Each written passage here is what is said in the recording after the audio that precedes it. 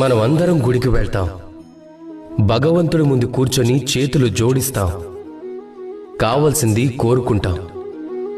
ఎప్పుడైనా ఆలోచించారా దేవుడికి ఏమనిపించుంటుందో? నా భక్తులు నా దగ్గరకు వచ్చేది కోరికలు నెరవేర్చుకోవడానికి కానీ నన్ను కలవడానికి కాదు అని. అందరూ గుడికి వెళ్తారు, తమ తమ కోరికలని దేవుడి ముందు పెడతారు.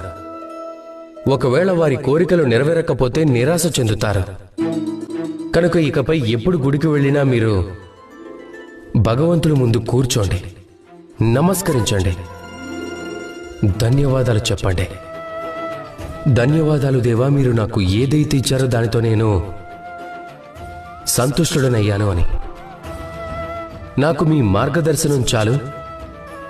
నేను చేస్తున్న కర్మల ద్వారా నాకు లభించే కర్మఫలంలోనే నేను కోరుకును అన్ని లభించేలా చేయండి అని కోరుకోండి. ఒకవేళ కోరుకోవటానికి మాత్రమే గుడికి వెళ్తే మీరు ఆ దేవుడు ముందు ఎంతో చిన్నవారైపోతారు. అలా కాకుండా మీ పనిని మీరు చేసి దైవానికి కృతజ్ఞతలు చెప్పడానికి వెళ్తే మీరు నిజమైన దైవాన్ని చూడగలుగుతారు. రాధాకృష్ణ.